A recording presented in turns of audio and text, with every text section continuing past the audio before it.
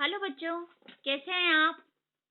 मैं कक्षा 11वीं की वस्तुनिष्ठ प्रश्न लेके आई हूँ जो कि परीक्षा की दृष्टि से बहुत ही महत्वपूर्ण है। आपकी अर्धवार्षिक परीक्षाएं स्टार्ट हो गई है और वार्षिक परीक्षाएं भी नजदीक है, इसलिए परीक्षा की दृष्टि से ये प्रश्न बहुत ही अच्छे हैं। आप इनको नोट भी कर लीजिएगा। पहला प्रश्न है अपना, क्रमणीयार्थ प्रतिपादक शब्द काव्यम परिभाषा। मतलब यह परिभाषा किसके द्वारा लिखी गई थी? आचार्य विश्वनाथ के द्वारा, आचार्य रामचंद्र शुक्ल के द्वारा, पंडित जगन्नाथ के द्वारा या मम्मट के द्वारा? तो सही उत्तर है पंडित जगन्नाथ के द्वारा। दूसरा प्रश्न है कि महाकाव्य में सर्गों की संख्या होती है तो 1, 4 से कम, 8 या 8 से अधिक या 4 से अधिक? तो सही उत्तर है 8 या 8 से अधिक महाकाव्य में सर्गों की संख्या होती है। तीसरे नंबर का अपना प्रश्न है कि जैसे बाड़ी काष्ठ ही काटे अग्नि ना काटे कोई में अलंकार कौन सा है? तो अनुप्रास अलंकार है, श्लेष अलंकार है, दृष्टांत अलंकार है या यमक अलंकार है? तो सही उत्तर है दृष्टांत अलंकार। अगला प्रश्न है कि यहाँ दरख्तों के साए में धूप में कौन सा अलंकार है? तो विरोधाभास है, अपनौती अलंकार है, अनुप्रास अलंकार है या यमक है? तो सही उत्तर है अपना विरोधाभास अलंकार। अगला प्रश्न है अपना, अगला प्रश्न है कि श्रृंगार, शांत व करुण रसों की प्रधानता होती है तो किस में प्रधानता होती है? माधुर्य में होती है, ओज में होती है, प्रसाद में होती है या शब्द गुण में होती है? तो सही उत्तर है माधुर्य गुण में श्रृंगार, शांत और करुण रस की प्रधानता होती है। अगला प्रश्न है कि निम्न में से कौन सा खंड काव्य नहीं है? सुदामा चरित, पंचवटी, रश्मिरथी या पद्मावत? तो देखो, सुदामा चरित भी खंड काव्य है, पंचवटी भी खंड काव्य है, रश्मिरथी भी खंड काव्य है, परंतु पद्मावत जो है वो है महाकाव्य। तो सही उत्तर क्या आएगा कि खंड काव्य नहीं है? तो वो आएगा पद्मावत। अगला प्रश्न है कि करुण रस का स्थायी भाव है। अगर आपने स्थायी भाव पढ़े हैं, रस पढ़े हैं, तो आपको समझ में आ जाएगा कि करुण रस का जो स्थायी भाव है वो होता है शोक। ठीक है, तो सभी रसों के आपको स्थायी भाव अच्छे से याद करने हैं। अगला प्रश्न है अपना कि गजल में लिखे जाने वाले हर दो मिसरे के समूह को क्या कहते हैं? देखो, गजल है ना, गजल में जो दो दो लाइनें लिखी हुई होती है उनको क्या बोलते हैं? शेर बोलते हैं। ठीक है, मिसरा, शेर, काफिया, रुबाइयां क्या बोलते हैं? तो सही उत्तर है इसका शेर बोलते हैं। अगला है कि यशोदा हरि पाल ने झुलावे, हल रावे दुल रावे जोई सोई कछु गावे। उपयुक्त पंक्ति में आश्रय की चेष्टा को दिए गए विकल्प में से चयन कीजिए। तो पहला है पुत्र के प्रति स्नेह, दूसरा है प्रश्न का पालना या कृष्ण का पालना, तीसरा है माता यशोदा या कृष्णा को पालने में झुलाना। तो सही है कृष्णा को पालने में झुलाना। अगला प्रश्न है अपना, श्री कृष्ण के सुन वचन, अर्जुन क्रोध से जलने लगे, सब शोक अपना भूल कर करतल युगल मलने लगे। उपयुक्त पंक्तियों में अनुभव पहचानिए। ठीक है, तो अ श्री कृष्ण के सुन वचन, ब करतल युगल, स अर्जुन का शोक या द अर्जुन का क्रोध? तो सही उत्तर है कि करतल युगल। ठीक है, अगला प्रश्न है कि प्रबंध काव्य के भेद हैं। तो प्रबंध काव्य के कौन कौन से भेद है? 4 ऑप्शन है अपने, खंड काव्य, महाकाव्य, आख्यानक गीति। ब है महाकाव्य, चंपू काव्य, दृश्य काव्य। स दृश्य काव्य, श्रव्य काव्य, चंपू काव्य। और द चंपू काव्य, महाकाव्य। तो सही उत्तर है खंड काव्य, महाकाव्य और आख्यानक गीतिका है। अगला प्रश्न है कि जहाँ कारण होने पर भी कार्य न हो वहां कौन सा अलंकार होता है? तो वहां जो अलंकार होता है वो होता है विभावना अलंकार, है ना। इसमें 4 ऑप्शन दे रखे, व्यतिरेक, विशेषयोक्ति, विरोधाभास या विभावना। तो सही उत्तर आएगा विभावना।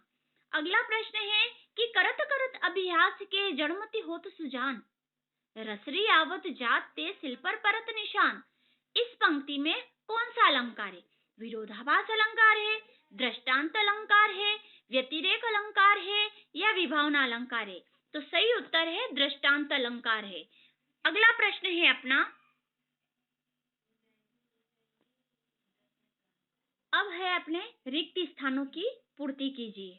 तो पहला रिक्त स्थान है अपना कि प्रबंध काव्य के अंतर्गत आता है। तो प्रबंध काव्य के अंतर्गत क्या आता है? तो प्रबंध काव्य के अंतर्गत आता है साकेत। साकेत क्या है? प्रबंध काव्य है, जो कि महाकाव्य के अंतर्गत आता है। दूसरे नंबर का जो अपना रिक्त स्थान है कि कामायनी जयशंकर प्रसाद का प्रमुख है। अगर आपने बार बार आपको महाकाव्य पढ़ाए जाते हैं ना कि महाकाव्य किसे कहते हैं, किन्हीं महाकाव्यों के नाम बताइए, तो कामायनी आपको पता है बहुत प्रसिद्ध महाकाव्य है और जिनके रचनाकार है जयशंकर प्रसाद। तो कामायनी जयशंकर प्रसाद का क्या है? महाकाव्य है। अगला प्रश्न है कि जिस वाक्य में विशेष अर्थ का बोध हो वहां शब्द शक्ति होती है। तो विशेष अर्थ का जो बोध होता है वहां होता है लक्षणा शब्द शक्ति। अगला प्रश्न है अपना कि दोहा छंद रिक्त स्थान काव्य के अंतर्गत आता है। तो दोहा छंद किसके अंतर्गत आता है? तो दोहा छंद प्रबंध काव्य के अंतर्गत आता है। अगला प्रश्न है कि नाटक विधा रिक्त स्थान काव्य है। तो नाटक अपन क्या करते हैं? देखते हैं। तो ये कौन सा काव्य होगा? दृश्य काव्य। श्रव्य काव्य मतलब सुन सकते हैं, और नाटक क्या है? देख सकते हैं ना, तो दृश्य काव्य आएगा। अगला प्रश्न है कि सूर्य डूब गया में शब्द शक्ति है। सूर्य डूब गया है, उसमें अभिधा है कि व्यंजना है? तो सही उत्तर है व्यंजना शब्द शक्ति। अगला है चंपा काले काले अक्षर नहीं चिन्हती में गुण कौन सा है? तो इसके अब नाम से या इस वाक्य को पढ़ने से ही पता चल रहा है कि चंपा काले काले अक्षर को नहीं जानती है, यानी कि अपना स्पष्ट तौर से उसका अर्थ समझ में आ रहा है। इसका मतलब कौन सा गुण है वहां पे? तो वहां पे प्रसाद गुण। अगला प्रश्न है अपना, अगला प्रश्न है कि पेट में चूहे कूदना में रिक्त स्थान शब्द शक्ति है। देखो, पेट में चूहे कूदना मतलब क्या होता है? भूख लगना। ठीक है, अब इसमें पूछ रहा है कि कौन सी शब्द शक्ति है, लक्षणा है कि व्यंजना है? तो कौन सी शब्द शक्ति कहलाएगी? लक्षणा, क्योंकि लक्षणा शब्द शक्ति में ही मुहावरे का प्रयोग होता है। अगला प्रश्न है कि गजल में लिखी जाने वाली हर लाइन यथा पंक्ति क्या कहलाती है? तो गजल में लिखी जाने वाली हर लाइन को अपन क्या कहते हैं? मिसरा कहते हैं। काफिया मत लिख के आ जाना, क्या कहते हैं? मिसरा। अगला है 10वां प्रश्न। देखो, ये बहुत ही अच्छा प्रश्न है और बहुत बार आ भी चुका है कि 22 से लगा करके 26 वर्णों के व्रत को क्या कहते हैं?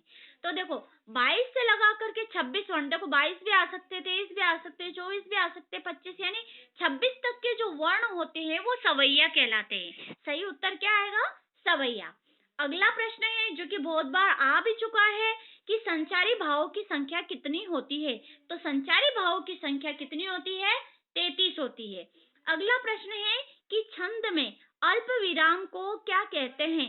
तो छंद में अल्प विराम को कहते हैं यति, है ना। अगला प्रश्न है कि दोहा छंद मात्राओं के आधार पर रिक्त स्थान है, तो क्या है?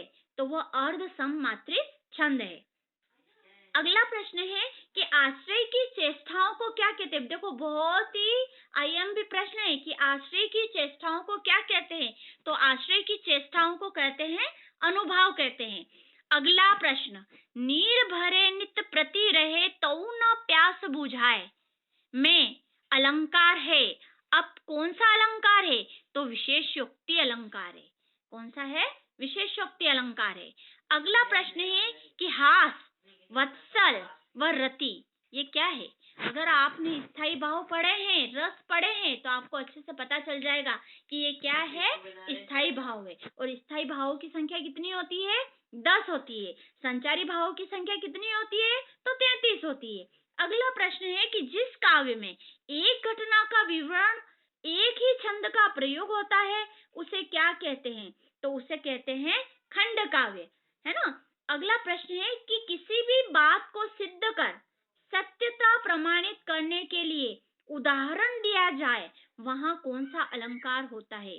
तो जहां पर भी उदाहरण दिया जाए प्रमाणित करने के लिए, वहां होता है दृष्टांत अलंकार।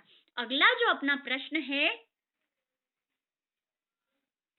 अब आते हैं अपन सही जोड़ियों पर, कि सही जोड़ियों का मिलान कीजिए। देखो एग्जाम में अगर आप सही जोड़ी आए आपके, तो आप सही के सामने सही ही लिखना है, ठीक है।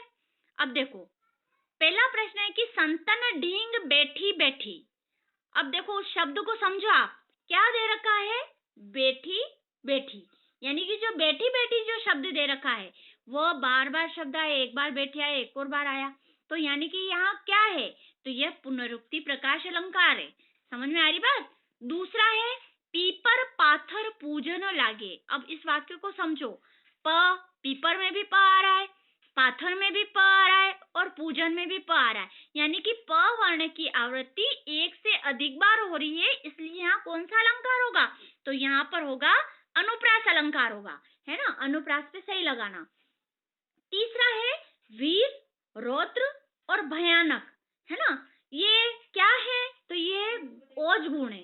ओज गुण में वीर रस भी होता है, रौद्र रस भी होता है और भयानक रस भी होता है। चौथा है अपना कि साकेत। साकेत क्या है? तो साकेत महाकाव्य है, ध्यान रखना। अगला प्रश्न है अपना 5वें नंबर की जोड़ी है कि जहां काव्य को सुनने से हृदय द्रवित हो जाए, वहां कौन सा गुण होता है? तो वहां होता है माधुर्य गुण होता है। ध्यान रख लेना कि अपना जो हृदय है वो क्या हो जाता है? द्रवित हो जाता है, तो वहां माधुर्य गुण होता है। अगला है कि कुंडलिया छंद।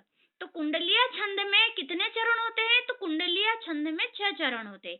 अगला है दोहा छंद। तो दोहा छंद में भी ये बार बार प्रश्न आता है कि दोहा छंद में मात्राएं कितनी होती है? तो दोहा छंद में 24 मात्राएं होती है। अगला है कि रोला और दोहा दोनों मिलकर के क्या बनता है?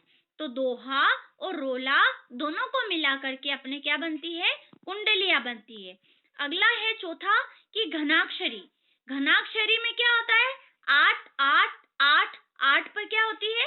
यति होती है। अगला क्या है अपना कि रोला। तो रोला क्या है? 11 और 13 के विराम होता है ना। तो ये रोला का नियम है। अब सही विकल्प और भी लेके आई हूं, देख लीजिए आप कि रंगभूमि रचना है। अब अगर आपने जीवन परिचय याद करे हैं तो आपको कोई भी प्रॉब्लम नहीं आएगी कि रंगभूमि किसकी है, कर्म भूमि किसकी है। तो आपको मुंशी प्रेमचंद जी का जीवन परिचय याद करना है। तो देखो रंगभूमि किसकी है? मनु भंडारी की है, प्रेमचंद जी की है, शेखर जोशी की है या कृष्णा सोबती की है? तो सही क्या है? प्रेमचंद जी की है ना। अगला है कि नमक का दरोगा कहानी का प्रकाशन वर्ष क्या है? परीक्षा की दृष्टि से बहुत ही अच्छा प्रश्न है कि नमक का दरोगा कहानी का प्रकाशन वर्ष है 1914। ठीक है, ब वाला उत्तर सही है।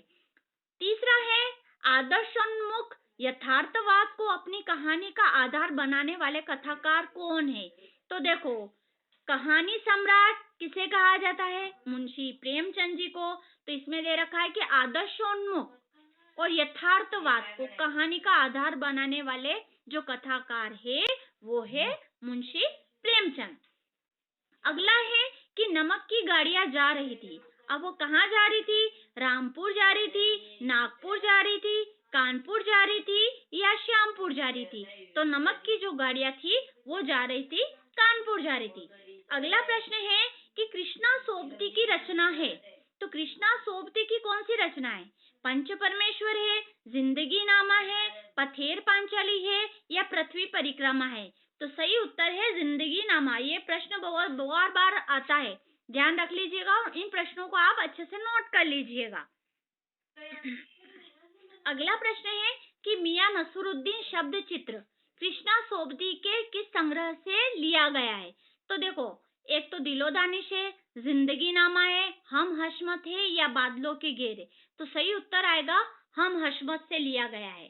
ठीक है। अगला प्रश्न है कि मियां नसरुद्दीन कैसे इंसान का प्रतिनिधित्व करते थे? चतुर इंसान का, त्यागशील इंसान का, जो अपने पेशे को कला का दर्जा देता है उसको, या अपने खानदान को बदनाम करते हैं? तो इसका सही उत्तर है कि जो अपने पेशे को कला का दर्जा देते हैं, है ना। मियां नसरुद्दीन ऐसे इंसान का प्रतिनिधित्व करते थे। अगला प्रश्न है कि मियां नसरुद्दीन कितने प्रकार की रोटियां बनाने के लिए मशहूर है? तो सही उत्तर है 56 प्रकार की। यह भी परीक्षा की दृष्टि से बहुत ही अच्छा प्रश्न है। अगला प्रश्न है कि काम करने से आता है, नसीहतों से नहीं। यह कथन किसका है? लेखिका का था, मियां मियां कल्लन का था, मीर साहिब का था, या मियां नसरुद्दीन का था? तो सही उत्तर है मियां नसरुद्दीन का था।